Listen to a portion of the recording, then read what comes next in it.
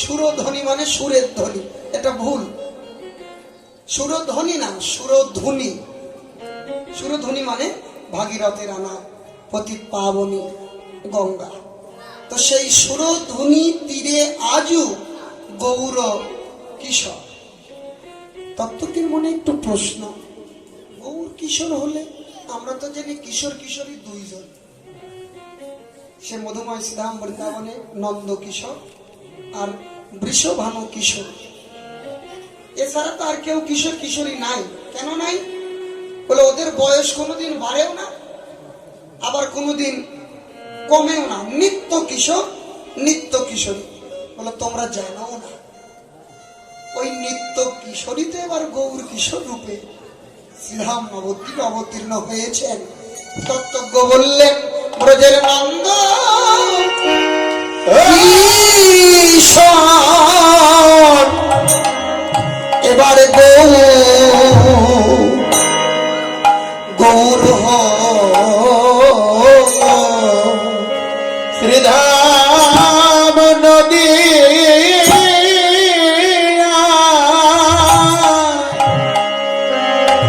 ব্রজের নন্দ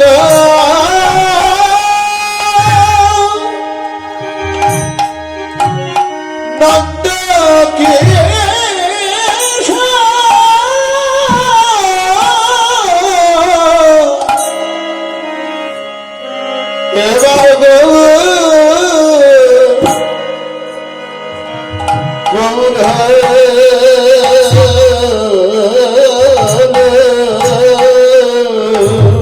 এই জগতের পাপী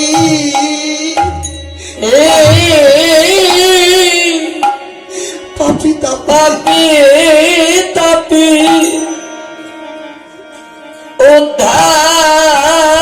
উদ্ধারিতে ব্রজের নন্দ কিশোর নন্দ কিশোর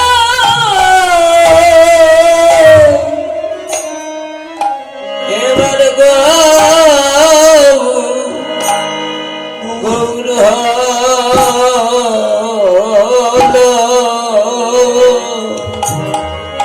ওরে পাপী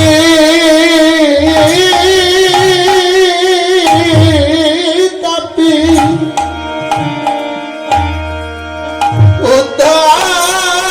উদ্ধারিতে ব্রজের নন্দ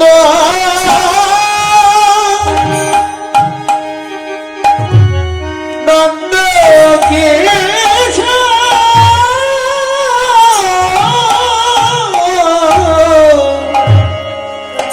এবার গৌর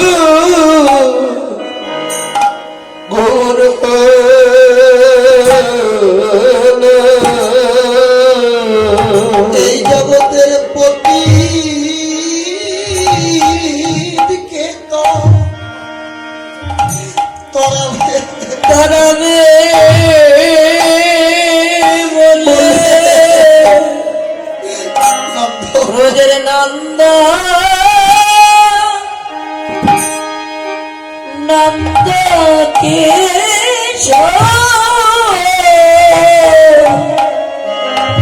এবার গৌর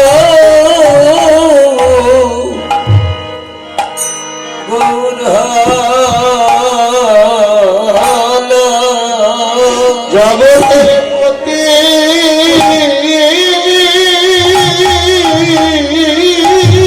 দিকে তরাবে তরাবে বলে মধুর হরি নামার প্রেম দিয়ে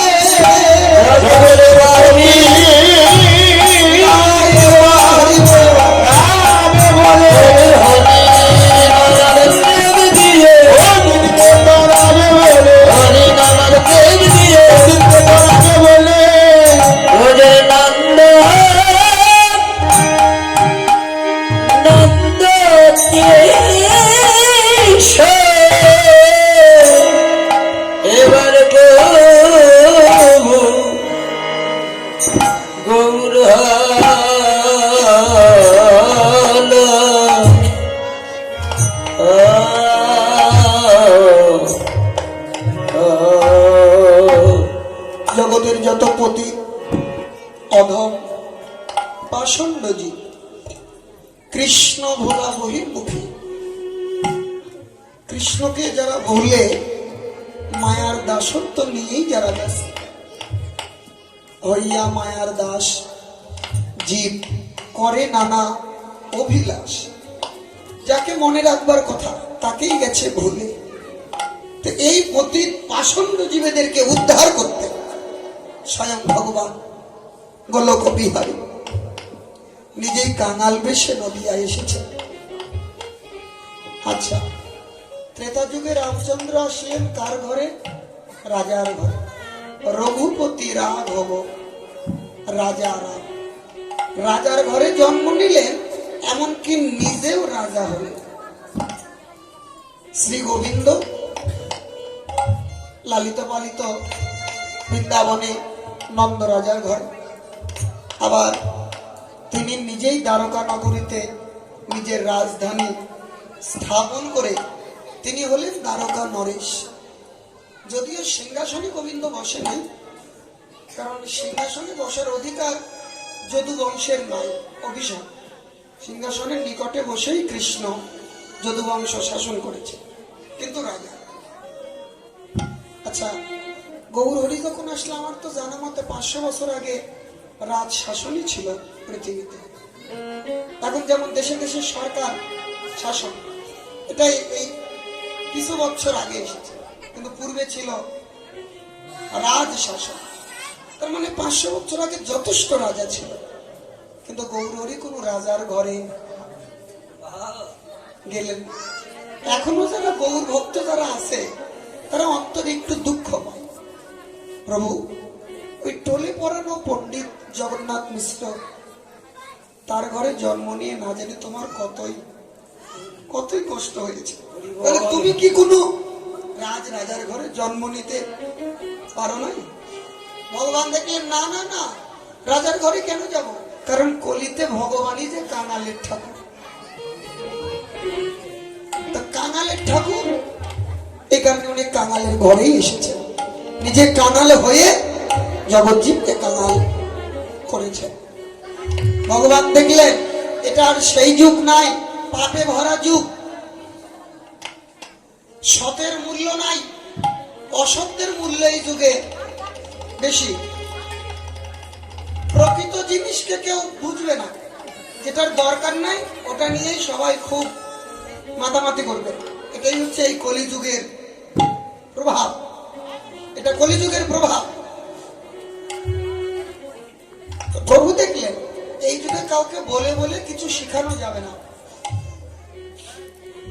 আর নিজে আচরিয়া ধর্ম জীবেরই শিখা। নিজে কৃষ্ণ বলে কেঁদে এই জগৎ জীবকে কৃষ্ণ বলে কাঁদালেন। আমি যদি কৃষ্ণ বলে না কাঁদি, এই জগৎকে কোনোদিন কৃষ্ণ বলে হরিবা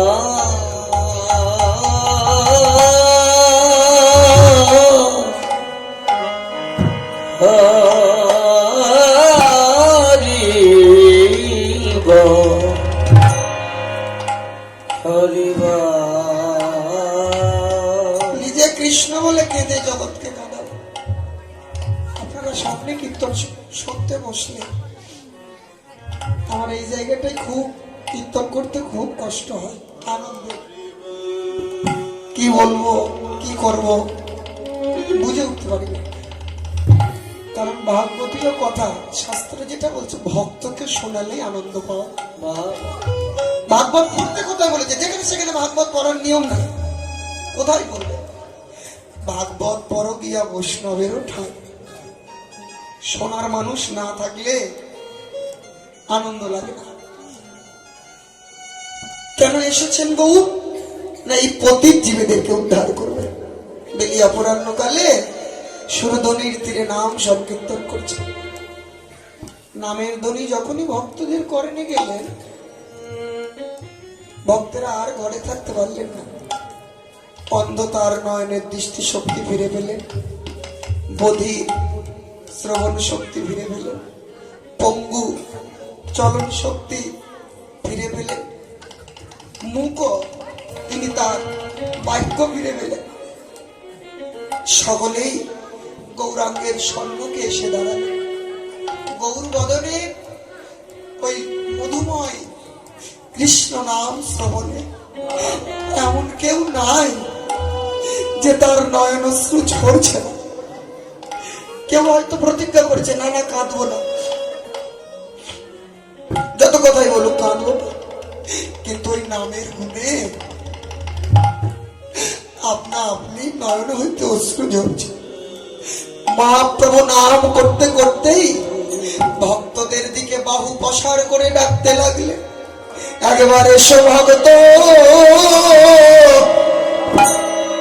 ভগত মোরা সঙ্গ সঙ্গ করি, সঙ্গ করি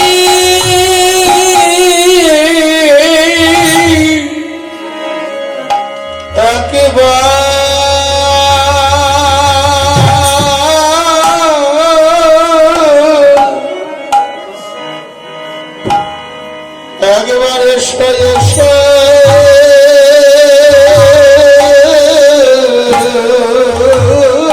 ভক্ত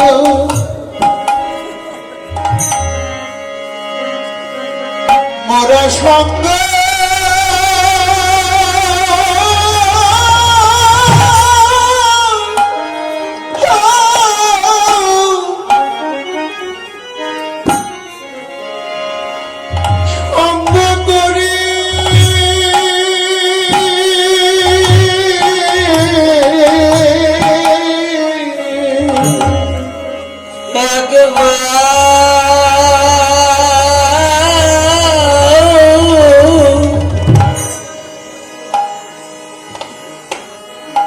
ভগবানে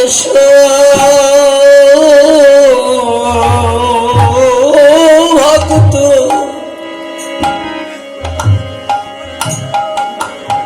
মনা সঙ্গ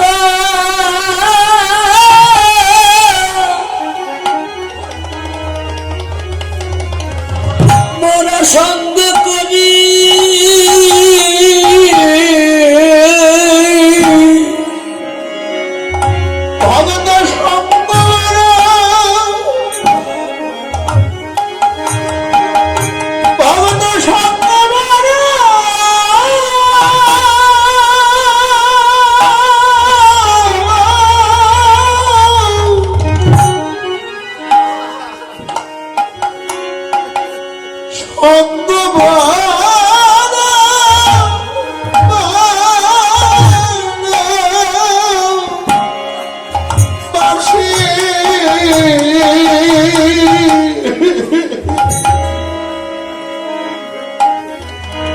একেবারে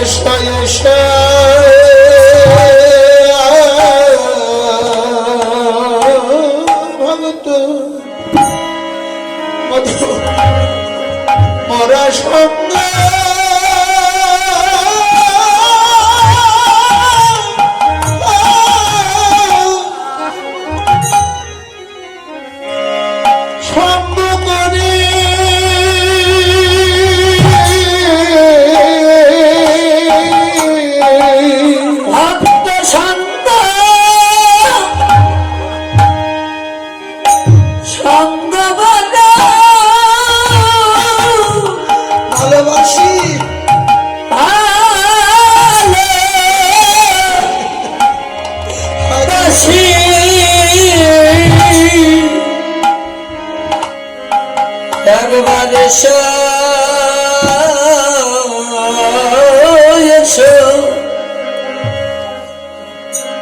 মোরা ভগত সঙ্গ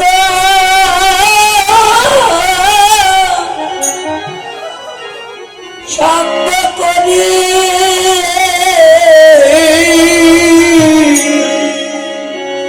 এই তাপৃতি পরণ এই তাপৃতি পরণ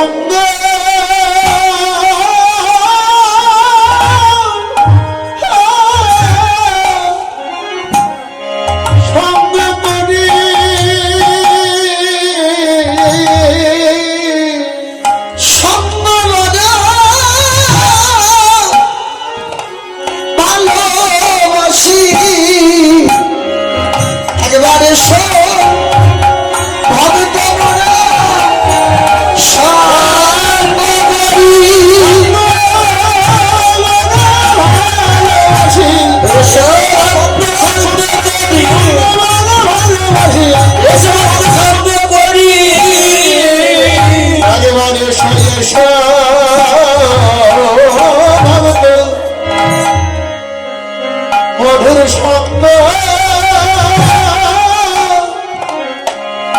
সঙ্গে করি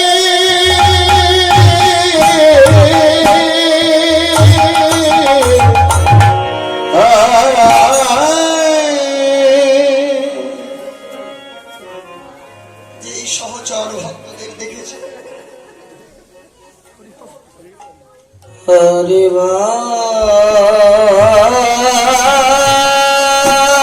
সহজর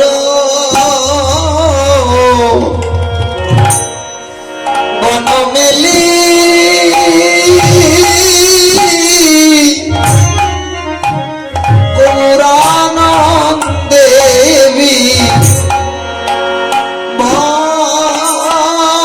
গৌরানন্দেবী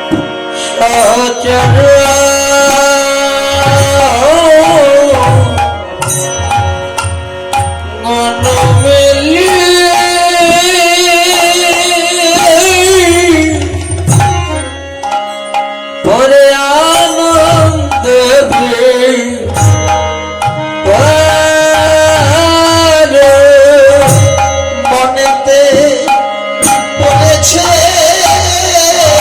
ও জনমানবে পড়েছে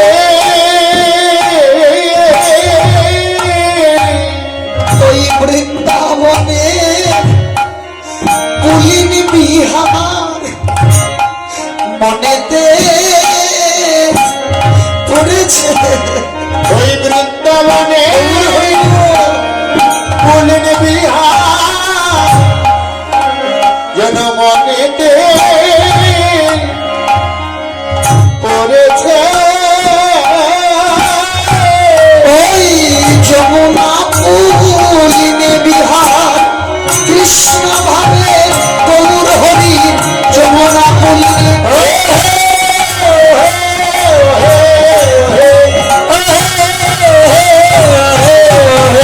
ও জনমনেতে পড়েছে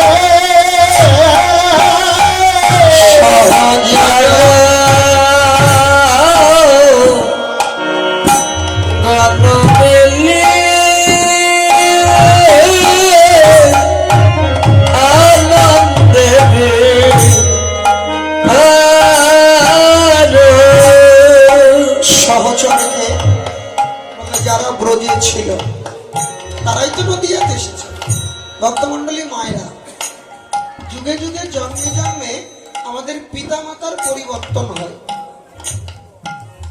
কিন্তু গুরুর কিন্তু কোনো পরিবর্তন নেই পিতা মাতার সাথে বন্ধন আমাদের এক জন্মে এ যুগে যে পিতা মাতার কোলে এসেছি পরের জন্মে আর পাবো না দেখবেন আপনারা লোকনাথ ব্রহ্মচারীর কথা অনেকেই জানেন এই ভারতীতে যখন লোকনাথ বাবা আসেন একজন মা তাকে দুগ্ধ সেবা দিত সেটা হচ্ছে গোয়ালিনী মা লোকনাথ গোস্বামী লোকনাথ ব্রহ্মচারী বলেছিলেন যে ইনি আমার এই জন্মের মা না ইনি আমার পূর্ব জন্মের মা এখান থেকেও প্রমাণ হলো যে পিতা মাতার সাথে বন্ধন এক জন্মেরই হয় আর গুরু ভগবান গাঙ্গুলি তার জন্মে জন্মের গুরু কিন্তু শিষ্য যখন উপযুক্ত হয়ে গেল না ভগবান গাঙ্গুলি বলে লোকনাথ তোমার মতো যদি আমার একটা গুরু হতো তাই পরের জন্মে ভগবান গাঙ্গুলির গুরু হলেন লোকনাথ ব্রহ্মচারী শিষ্যের যোগ্যতা দেখে শিষ্যের কাছে গুরু মন্ত্র নিল তো অনেক সময়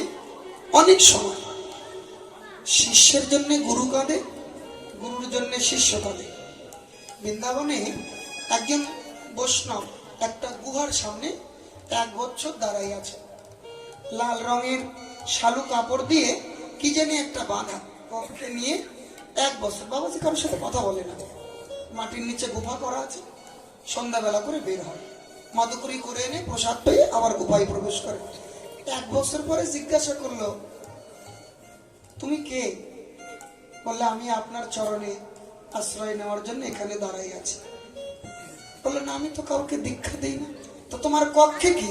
বলে আমার কক্ষে একটা গ্রন্থ আছে। গ্রন্থের নাম বলছে শ্রী চৈতন্য চরিতামৃত। না, আমি তো এই গ্রন্থের নাম কোনোদিন শুনি নাই। উনি হচ্ছেন ব্রজবাসী। আসলে ওই দিকের যারা আছে তারা গৌরকে একটু কমই চেনে জানে।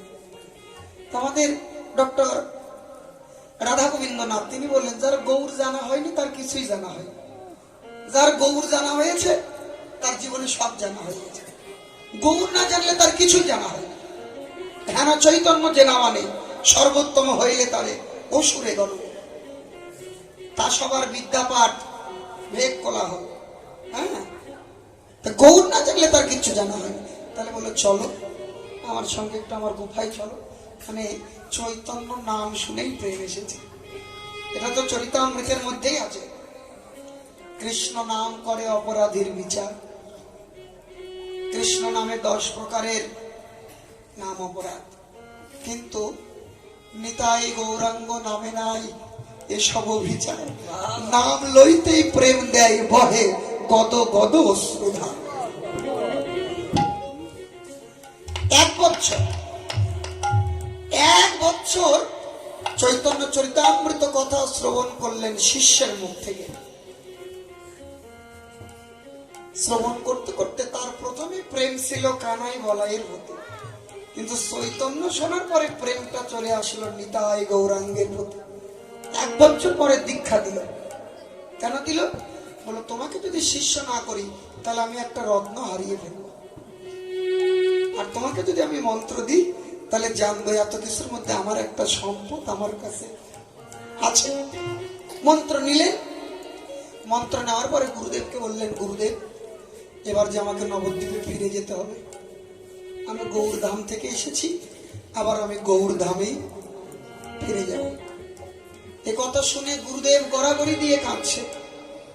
মানে শিষ্যের বিরহ গুরু সহ্য করতে পারছে। শিষ্যের নাম ছিল দয়াল দাস। যেদিন দয়াল দাস চলে গেলেন, গুরুদেব বুকে করাঘাত করে কাঁদছে, দয়াল রে আমাকে আর অমর চৈতন্য কথা, অমর চৈতন্য কথা আর কে শোনাবে? আর তো সন্ধ্যা লাগলে আর সাথে সন্ধ্যা হবে না, আর তো আমি গৌর বলে কাঁদতে পারবো না। আমার মনে হয় ওটা দয়াল নয়, গৌর হরি দয়াল রূপে এসে আমাকে করুণা করে গেছে গৌর কথা দিয়ে।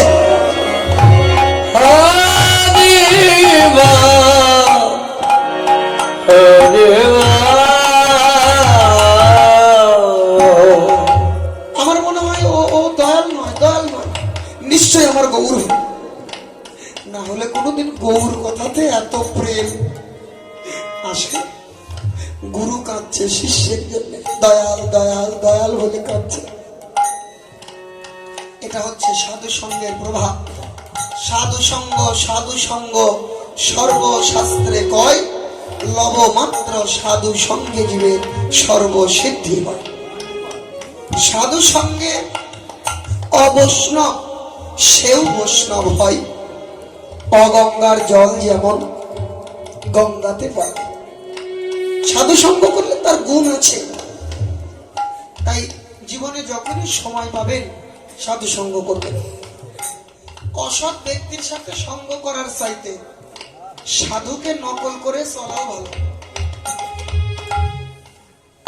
অসৎ বন্ধুর চাইতে বৈষ্ণব শত্রু অনেক ভালো।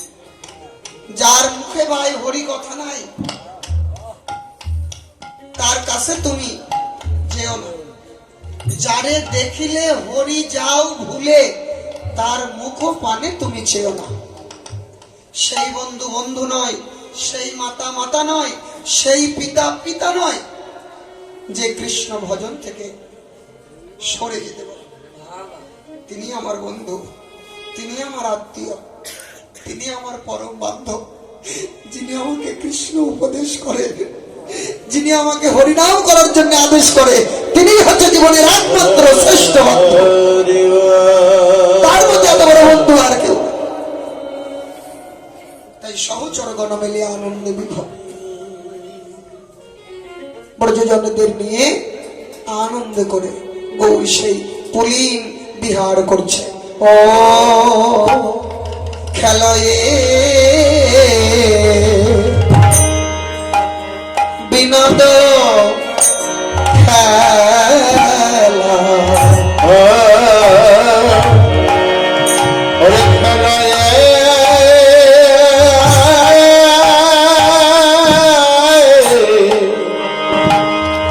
বিনোদ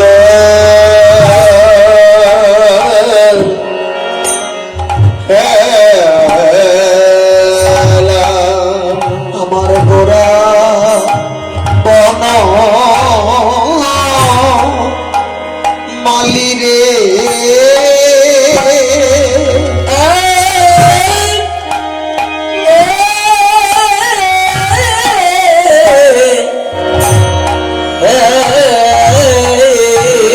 ওরে পুলিন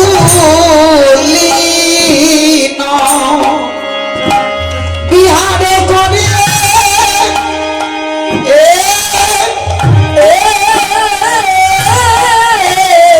ওরে ভাগত মণ্ডলী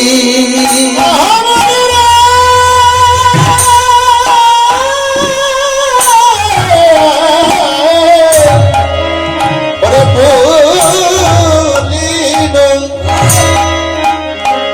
বিহার করে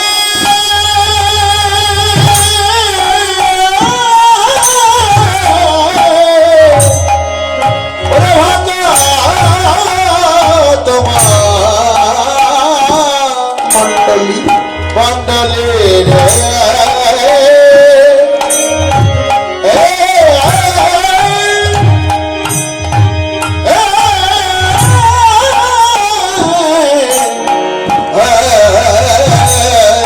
গৌর খেলছে হরি নামের খেলা খেলছে হরি হরি নামে খেলা ওরে অঙ্গে মাখিছে কীর্তনের ধুলা ওর খেলেছে হরি নামে খেলা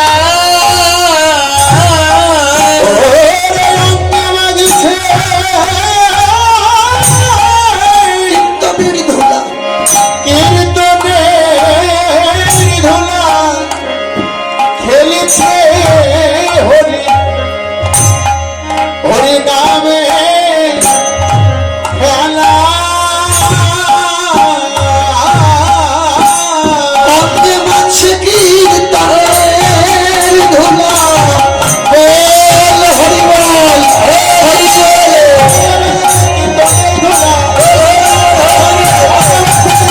ধুলা ওরে খেলেছে হরি নামে খেলা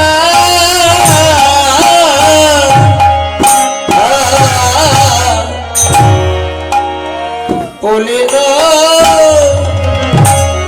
বিহার করে ওরে ভক্ত মণ্ডলী খেলা এই বিনোদ খেলা গোড়া বনমা। এখানে বিনোদ কথার অর্থ হচ্ছে নূতন, যেই খেলা ভগবান এর পূর্বে কোনোদিন খেলে নাই। ভগবান পৃথিবীতে বহুবার এসেছে। আমরা স্কুলের বইয়ে ছোট্টবেলায় পড়েছিলাম 10 অবতার, মৎস্য কুর্ম বরাহ নৃসিংহ রাম বলরাম পরশুরাম, হ্যাঁ, বুদ্ধ কুলকি, এটা ভগবানের 10 অবতার। তারপরে ভাগবত বলছে 24 অবতার, আরো শাস্ত্র বলছে অনন্ত অবতার। यदा यदा हि धर्मस्य ग्लानिर्भवति भारत अभ्युत्थानमधर्मस्य तदात्मानं सृजाम्यहं परित्राणाय साधनां विनाशाय च दुष्कृतां धर्म संस्थापनार्थाय सम्भवामि युगे युगे। गीता तो भगवान নিজে বলেছেন, যখনই যখনই দুষ্টদের অত্যাচার বেড়ে যায় তখনই ভগবান আসেন, দুষ্টের দমন করেন, শিষ্টের পালন করেন, সাধুদের পরিত্রাণ। রক্ষা করে। তো ভগবান যখনই আসেন অনন্ত অবতারে তিনি পৃথিবীতে নেমে আসেন, এসে কি করেন? লীলা বিলাস করেন। এবারেও করছেন, ততবারই খেলেছেন, ততবারই তার পিতা মাতা আছে। কিন্তু তার পিতামাতার কোন জন্মে পরিবর্তন হয় নাই। তিনি তার পারিষদ ছাড়া কখনো পৃথিবীতে আসেই না, এবং আগেও আসে না। আগে তার পারিষদ বর্গদেরকে পাঠায়, তারপরে তিনি আসেন, তারপরে তিনি আসেন। ভক্তমন্ডলী মায়েরা এবারেও খেলছে বিনোদ খেলা। ব্রজেও তো কত খেলা খেলেছে, কাঁধে করা, কাঁধে চড়া। কখনো বলছে চল চল ওই অমুকের মায়ের ঘর থেকে আজকে ননি চুরি করবো। বলে তোকে না বৃন্দাবনে সবাই ভালোবাসে রে, চুরি করবি কেন? বলে দেখ, সে খাওয়ার চুরি করে খাওয়ার মধ্যে আনন্দ বেশি। চাইলে তো সবাই দেবে, কিন্তু সে খাওয়ার চাইতে চুরি করে খাওয়ার মধ্যে আনন্দটা বেশি। তো চল চুরি করে খাবো। হয়তো মায়েরা দুগ্ধ দহন করবে, তো সব বাছুরি গুলোকে গলায় দড়ি দিয়ে বেঁধে রেখেছে। গোবিন্দ গিয়ে একে একে সব দড়ি খুলে দিয়ে সব দুধ খাওয়াই শেষ। এই কি করলি গোপাল, সর্বনাশ করে দিলি আমার। বলে দেখো মা, এদের দুধ তোমরা জোর করে নিয়ে নাও, এটা কিন্তু অপরাধ। আসলে ওরা কিন্তু বাছুরিটিকে বেঁধে রেখেছে নিজেদের সুখের জন্য না, যে আমরা এই নবনীটা তুলবো আর গোপাল এসে এই নবনীটা আস্বাদন করবে। ভালোবাসা কিন্তু এত সহজ জিনিস না। পূজা করার ভালোবাসা এক জিনিস নয়। পূজা করতে কিচ্ছু লাগে না, দুটা ফুল আনেন, দুটা তুলসী পাতা আনেন, ওই জায়গায় চরণে একটু দেন, একটা বাতাসা, এক গিলাস জল, একটু ধূপবাতি ঘুরান, মাথা একটা ঢিপ করে একটা প্রণাম দেন, উঠে চলে যান। একেবারে কর্ম শেষ সকালবেলা। পূজা করা আর ভালোবাসা এক জিনিস না, ভালোবাসাটা আলাদা। ভালোবাসার মানুষের জন্য সদা সর্বক্ষণ প্রাণ কান। সুখ দিতে পারলাম না, তোমার সেবা করতে পারলাম না, কতজনই কত রকম ভাবে তোমার যত্ন করে সেবা করে, কিছুই করতে পারি না আমি। এগুলো ভালোবাসার কথা। গোপীরা সকালবেলা ননি তোলে, নবনী তুলছে, ব্যবসার জিনিস, কিন্তু ওটা ওদের জাত ব্যবসা। কিন্তু ননি তুলতে তুলতেই ননীকে বলছে, ননী তুমি যেন গোবিন্দ সেবায়। কি ভালোবাসা!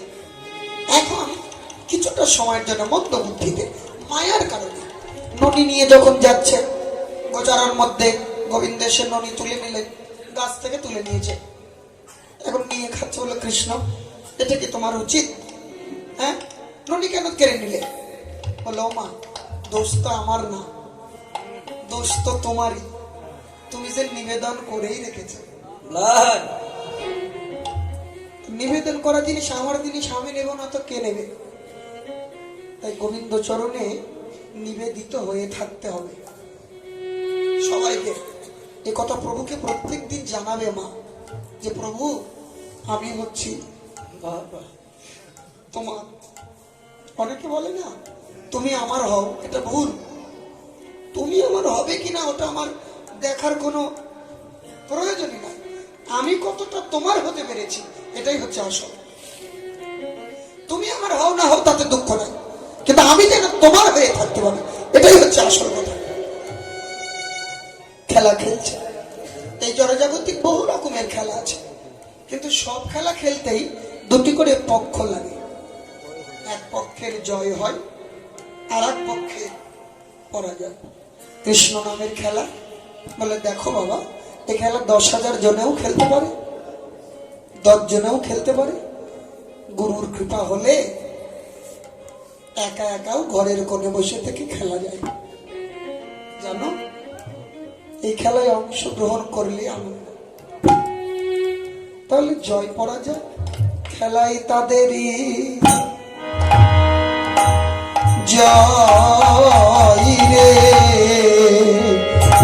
খেলায় তাদের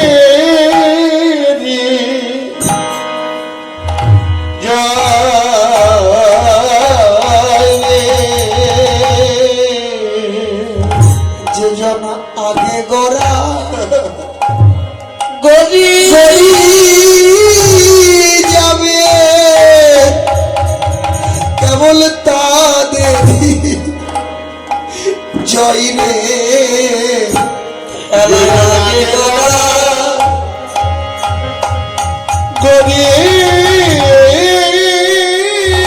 যাবে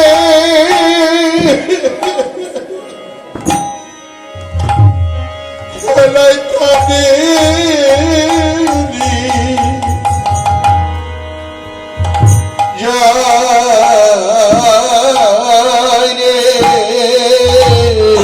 কৃষ্ণ বলে বাবা গদি যাবে খেলায় তাদের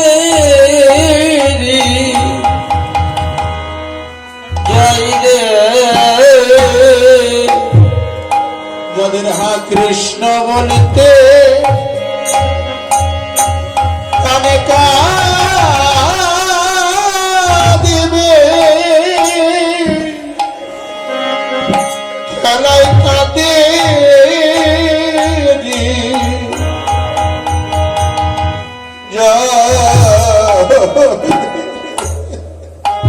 যাদের হা কৃষ্ণ বলতে প্রাণ দিবে খেলায় তাদের যাই রে যারা সকল মানবিমান ত্যাগ করেছে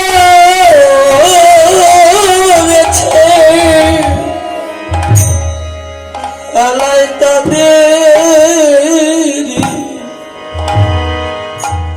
যাই রে যে জন ধোলাই গড়া গড়িয়ে যাবে খেলায় তাদের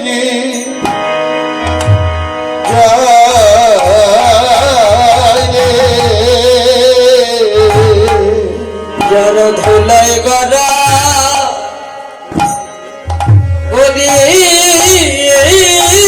যাবে খেলায় তাদের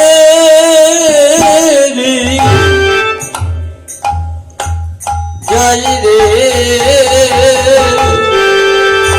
তাদেরই জয় রে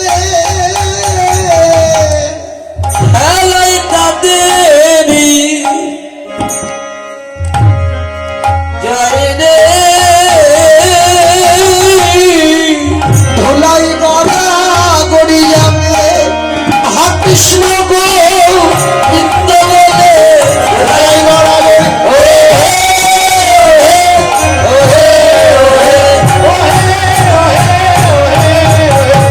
খেলায় তাদেরই জয় রে এটাই এই খেলার নিয়ম। যারা মানবিমান ত্যাগ করে আত্ম অহংকারকে শূন্য করে সংকীর্তনের ধুলায় যেজন আগে গড়াগড়ি দিতে পারে একমাত্র তাদেরই যায়। তাহলে পরাজয় কাদের? না যারা ভাবছে যে পরেশ দাসের বাড়ি কীর্তন হচ্ছে আমরা কিসের জন্য যাব, কিসের জন্য যাব? এই মান অভিমান আত্ম অহংকার নিয়ে যারা পড়ে থাকে একমাত্র পরাজয় হচ্ছে তাদের। এই অন্তরে অহংকার আত্মাভিমান নিয়ে থাকলে তারা কখনোই জয়লাভ করতে পারবে না। তাহলে সর্বপ্রথমে আগে অন্তরের মান অভিমান আত্ম অহংকারকে ত্যায্য করতে হবে, তাহলেই তাদের জয়। বিদায় গৌর ব্রহ্মানন্দে হরি হরি বল। হরি হরি আমার কীর্তন শ্রী গুরুদেবকে বরণ করে নিলেন এই বাড়িরই একদম যোগ্য পুত্র, হ্যাঁ সমর মামা। সবাই মামা একটু কিছু বলে।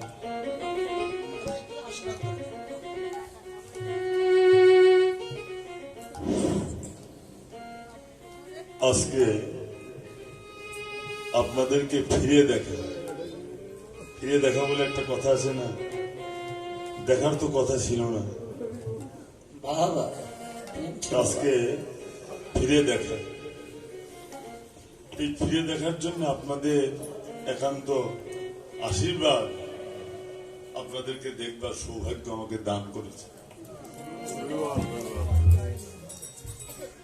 আমি মনের ভ্রমেও যদি কখনো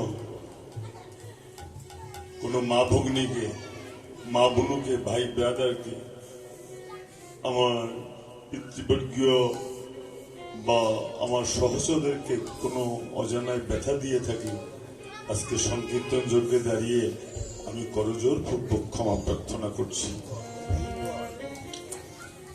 কীর্তন করতে পারবো না, এটাই ছিল আমার একটা সন্দেহ। যারা আশীর্বাদ করেছেন, যারা মানত করেছিলেন, দিয়েছেন, যারা আমার রোগ মুক্তির পাশে অর্থ দিয়ে সাহায্য করেছেন, আমি প্রভুর চরণে নিবেদন করব, যারা আমার জন্য কেঁদেছেন, আমার কথা যারা ভেবেছেন, হে প্রভু তুমি যেন তাদের রোগ মুক্ত করে রেখো। যারা আমার কীর্তন করবার সৌভাগ্য প্রদান করতে ঈশ্বর চরণে নিবেদন করেছেন, তাদের চরণে দাস করে অনন্তকাল রেখে দিও, যাতে প্রতিবারই আমি জন্মে তাদের সামনে দাঁড়িয়ে মধুর হরিকথা, কৃষ্ণ কথা, মধুর লীলা কথা গুণগান করতে পারি ভগবানের। তা 5-6 বছর তো হলো অন্তর টাকা পয়সা দিয়ে গুরুবরণ করেছে, কিন্তু আমি লজ্জায় কারো কাছে বলি না। মানুষ আমাকে বলে যে আপনি কারো কারো চোখে আর কি, বা কারো কারো অন্তরে অনেক বড় কীর্তন নিয়ে, কিন্তু একজন ছাত্র করলেন না। কিন্তু ছাত্র করব, সে পাবো কোথায়? হঠাৎ করে অন্তর মিহিরদার মুখে আমার কথা শুনেছে, তারপরে ও 5 বছর আগে টাকা পয়সা দিয়ে আমাকে গুরু করে নিয়েছে। আসলে তা না, কথাটা উল্টো হবে, আমি ওকে গুরু করে কাছে পেয়েছি। এমন সুন্দর ছেলে চিরদিন সুন্দর থাক, আপনাদের আশীর্বাদ ওর জীবন উন্নত উজ্জ্বল হোক, আর আমাকে চরণ ধরে দিয়ে আশীর্বাদ করুন। আজকে আমার ভাই স্নেহের সমর, আজকে উত্তরীয় দিয়ে 500টি টাকা দিয়ে আমার জন্য নয়নের জল ফেললেন, তাকেও আশীর্বাদ করবেন। প্রভু যেন তাকে শক্তি প্রদান করেন। এবারের ন্যায় প্রতি বছর যেন এমন করে ভক্ত সঙ্গে মধুর হরিকথা কৃষ্ণ কথার মাঝে মনুষ্য জীবনকে, ব্যর্থ জীবনকে সার্থক করে ভগবত সেবায় জীবন ধন্য করতে পারে। সকলের চরণে আজ পুনরায় কীর্তনে ফিরে যেতে আমি আমার স্নেহের ধন অন্তরকে নিবেদন করছি। জয় গৌর।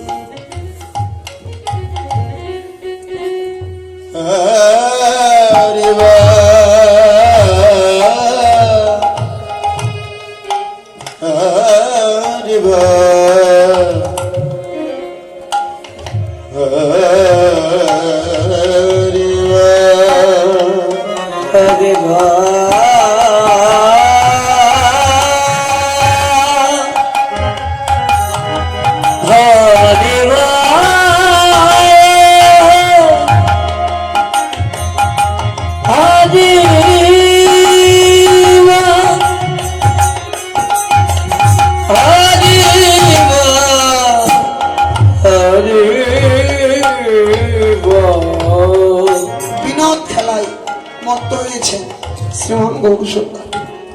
এই জড়জাগতিক খেলার সাথে এর কোনো মিল নাই, রাত আর দিন পার্থক্য। এই জড়জাগতিক জগতে অনেক খেলা আছে, যে সকল খেলা পিতা পুত্রে, ভাই ভাই